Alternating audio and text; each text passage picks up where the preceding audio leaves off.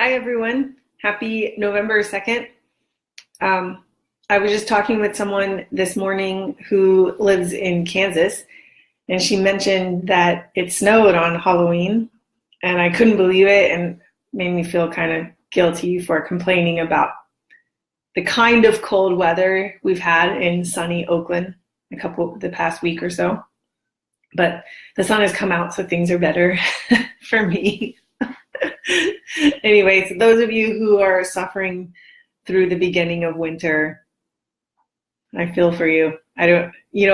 People always talk about, oh, I like having 4 seasons. And I'm always like, why? When you can just have the best season year round. Anyway, enough of my jokes. Today we're going to talk about a business topic. But before that, I wanted to share with you a realization I had coming back from visiting family in the UK. I went out there for about a month because I can. My business is completely virtual. I called it a workcation, and in a way it worked out. It was perfect. They have 2 boys, and the first one is in school, and the second one takes very long naps during the day. And so it worked out. In the morning, I would help out with the kids and get them off to school, or get the one off to school, and then when the other one would go down for his nap, I would work. And so I'd have a solid 3.5, 4 hours to get work done. And it's amazing how much more productive you are when you know you only have 3 hours. And then he'd wake up and we'd have lunch and play, and then we'd go pick up the other kid and play, and dinner and play, and then bath time, bedtime, etc. And so then once the kids went to sleep, I would go back to work, but at that point I would do phone calls because that was the middle of the day here. And so it worked out well. And if I didn't have any calls or wasn't completely booked with calls, then I would hang out with my brother and sister-in-law. And so it worked out well. I mean, it is tiring. You're going all day until 10 o'clock at night, basically 7 a.m. to 10 p.m., kind of nonstop. So it is a bit, takes up some energy. But then I came back and not only was I jet lagged, but then I went from being around people all day, every day, to being by myself. So I was kind of lonely. I'm an extrovert, and it's kind of lonely. And at the same time, I went from having a very finite set amount of time to get work done. I'd have anywhere from 3 to 4 hours in the morning, and then about 2 hours in the evenings to get work done. So I went from that to having the whole day to get work done. So I'm jet lagged, I'm tired, I'm by myself, I'm alone, I'm lonely, and I have a whole day to get work done. So basically that first week, I got nothing done. And I was telling someone, work is kind of like water. It expands to fill the space that you have. And so when I only had 5 hours, basically, with one of our helpful sales associates, or visit CarMax.com. Sorry, I first turn off my Pandora. But when you only have a finite set amount of time, then you have to get that work done. And when you're have a whole day, then you're like, oh, I'll do that later. And when you're lonely, because running a business is lonely, then it just makes it even worse. And so anyway, my epiphany was that work is like water, and it expands to fill the space that you have. So that might be something to think about. Like, how can you confine that space to, 1, make you more productive, but 2, to give you some work-life balance. The other thing that came from it, though, is that I realized is I actually, when I had more space, more time, I also got more creative. So if you are feeling like you aren't able to stop and think, you got to create space for that. Find some way to carve out some time for that so that you can have that creativity that you need to address your business. Which now that I say that is a good segue into today's topic, which is metrics for non-numbers business owners. So how do you know how well your business is doing? People, we like to think, or the standard definition of the health of your business is from the numbers in your bookkeeping, right? Your profit and loss. And there's all these different types of equations that you can do to check out the health of your business. But at the same time, especially for small business owners, the health of your business is more than just the numbers from your P&L sheet, your profit and loss sheet. That works for corporate America very well, or mostly well, right? Because using accounting and the equations from accounting as a way to check the health of your business is, in a way, it creates a common denominator amongst all these different businesses to be able to compare the health of their business, right? So if you're trying to find a way to compare apples and oranges, you can't really do it. But if you're able to come up with an equation that takes out the differences between the apples and the oranges, then you're able to compare them. And so it's the same thing kind of with GAAP accounting and the prevailing accounting methods in corporate America, is it's a way for you to be able to judge the health of a business regardless of industry. But we're not corporate America. And to add to that, to the whole non-numbers component of this, military jargon, everyone has jargon, right? You have business jargon, or we'll call it MBA jargon, and you have military jargon and things like that. And so military jargon is sexy to civilians, right? You have the whole inverted 4Gs type thing. But MBA jargon is not sexy. One of my friends calls it douchey, right? She's like, when we talk, we sound douchey. And the only people that douchey MBA jargon is sexy to are douchey MBAs. So if you're not a douchey MBA, if you're a regular MBA or not an MBA at all, then there are other ways that we can explore judging the health of your business without using all this unnecessary jargon and, frankly, numbers that may not apply to you. And so that's my point, is that small business owners, we're not corporate America, we're not douchey MBAs. Well, maybe some of you are, but most of us aren't douchey MBAs. And so how can we know how well our company is doing in ways that our P&L sheet won't show us, or even our balance sheet won't show us? And so, for example, as business owners, especially if you're within your first few years of business or even longer, you may be changing your prices. And so if you raised your prices this year compared to last year, you can't really compare revenue, because of course your revenue is going to go up. You raised your prices. And so how can you really compare that? And yeah, you can use some fancy accounting equation, but as I established already, that's douchey. What if you offer both projects and retainer? You can compare revenue, and you can compare the different revenues between the two, but there's more nuance that you need to know. For example, if you are completely project-based, you have to do more business development. So the idea is that you want to have more retainer clients. So then you want to keep track of what percentage of your revenue is, or your work is, retainer versus project, so that you can focus on, if you want more retainer clients, then your business isn't healthy, right? And you got to go pursue more retainer type clients so that you can get your business to the health that you want it to be. And you may or may not be able to find that from your P&L report. And so there are different ways to look at metrics to know the health of your business in a way that's outside of your accounting, your books, and using the douchey jargon. I'm just going to keep saying it because I think it's funny. But anyway, so today I want to share with you, there are 2 tips, I think, for checking in on your business that doesn't use the accounting jargon and equations and things like that. And the first one is find one simple metric so that you can quickly glance at and say, okay, my business is doing okay, or I need to increase my business development or increase my customer service or something like that. So as an example, I'll share with Freedom Makers. It's hard for me to compare revenues because, as we've grown and as we've gotten to understand the market more, we've raised our prices. So how can I compare revenue when our prices have changed? But also, we have different pricing based on the level of work being completed. And so again, it's not really an accurate way to compare the health of our business. What is the most important thing for me to know as far as the growth or the health of my business is how many hours of work are we doing each month? And so I track that. Every time a client purchases more hours, I put it into this Excel sheet and it adds it up.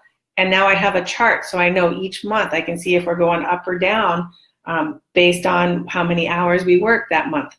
And the nice thing is that each year has its own line. So I can see, okay, this year we're doing better than last year or 2 years ago. And also the nice thing is that I can see the seasonality. So I've learned that July is a very slow month for us. So now when we're not getting a lot of sales in July, I'm not freaking out. I'm not thinking there's something wrong with the business. I'm knowing, oh, that's seasonal, that's normal. And in fact, I'm probably going to take my vacation next year in July for that very reason. And so it's nice for me, I can get a quick snapshot. How did we do this month compared to the same month last year? How did we do this month compared to last month? And I see it because I see the lines in the chart, and it's quick to see, very easy to see. And there's that one simple metric that I need to know. How many hours did we work this month or every month? Another one is I know a business owner who offers 3 different services. She offers an hourly, her clients can pay her on an hourly rate, they can pay her for a project, or they can pay her for a retainer. And so for her, she prefers that all of her clients be, or most of her clients be retainer, because, that's predictable revenue, it's less business development once they've signed on, things like that. So once we figured out that was important to her, we built a spreadsheet for her that shows the percentage of her revenue each month that's from retained clients. Because again, going back to that example, she might have a banner month, like a record-breaking revenue month, but if all of that money is from projects, to her, that means she's not healthy. Because then once those projects are done, that revenue is going to dry up and she's got to go out and do more business development to get more projects. So because of that, she tries to get more retained clients. So now she tracks each month, okay, what percentage of my revenue was from retained clients? And if it gets to where it's too much on the hourly or the project side, then she shifts her business development to focus on getting more retained clients. And then a third example is I met a business owner who currently every client has to start with a project. And based on the results of that project, they may turn into a retained client. And that works out well because it not only does it give a chance to do some work, but also it's a way for her to screen, is this an ideal client for me? And it's also a way for the client to screen, is this a good service provider for me? And so then it's nice because they can screen each other and then decide to continue moving on. So maybe a good metric for her is how many of her project clients convert into retained clients. And maybe it's not, who knows? And she's a fairly new business owner, so it might be too soon to tell, but that could be one very simple metric for her. Now, the nice thing is that, yes, these one simple metric, but then they lead to other metrics. For example, as I was sharing with our business, I'm able to see the seasonality in our business. I also know the average amount of hours a client works with us before they either hire their freedom maker directly or they move on, or something changes in their business. The one who tracks how much of her revenue is retained clients, she now knows also the average length of a client, that it's called the average lifetime value of a client, so that when they leave, she doesn't get worried about, oh my gosh, a handful of clients left this month. What does that mean? What's going to happen? Now she sees, oh, well, they were all at their average lifetime value. So it makes sense that was the end of a typical cycle with me. Nothing to worry about. We know that more business will come in. And so, yeah, so you're able to track other metrics as well. The second way of checking in on the health of your business is if you can't really narrow it down to one simple metric that you need, that you really want a bigger picture or a more wholesome picture about all the different aspects of your business. Then you can use something called pivot tables. This is in Excel. If you're comfortable with Excel, look up pivot tables on YouTube. They're fairly easy to do. You can see how to build one. If you're not comfortable with Excel, reach out to me. We can show you or even build one for you, and you can see how it works. But basically, pivot tables are a way to compare data quickly. So you would have to build your spreadsheet that collects all the data that you want. So for example, the products you sell, the price, who bought them, when they bought them, or any type of information you might want to know. And then you can compare them. So, what's the total amount in products that each client bought in the month? And then you can see, okay, the average client is making 3 purchases of $100 each or something like that. And you can do that very quickly with a pivot table. And pivot tables allow for a lot more data than just one simple metric. So you can build as many or as few pivot tables as you want. And what's important is that you're capturing the data that you would want so that you can create these pivot tables. So those are two tips. Just one, focus on that one simple thing that you need to know and figure out a way to track that. And again, it might be something you're not thinking about, but as you sit down and think about it, you're like, this would tell me what I need to know. So for instance, the percentage of retained clients revenue compared to overall revenue, that gives her that one thing she needs to know about the health of her business and also what types of business development to do for the next month or so. If you're not sure what you want to track, that's okay too. For instance, I tend to think that it has to do with the length of time you've been in business, especially for us non-numbers people. I have a friend who sometimes she mentions, she doesn't have an MBA, but she's a great business owner. She knows what she's doing. She knows how to run a business. She does a phenomenal job. And yet she didn't really know about the health of her business. And it didn't bother her until about the 3rd year in, when she's like, there are some things I need to know, and I don't know how to measure it. And so we were able to, build something for her. And so that's the thing. If you're early in your business and you don't know what you want to track for the health of your business, that's okay. I know when I first started out and I had a coach, and they were like, figure out your metrics, figure out the percentage of prospects that you close, and then you know how many to target. And it just didn't resonate with me because I'm like, I'm so new, I don't know, and frankly, it's not that important right now. What I do know is I need to talk to as many people as possible to get my business going. That's what I do know, and I know that I need to do it with the amount of energy that I have, so that things aren't falling through the cracks, or I'm not dropping the ball. And so that's what I did. And so, if you are feeling pressured by your coach or accountant or whoever to look at metrics and you just don't know yet what you want to track, that's okay.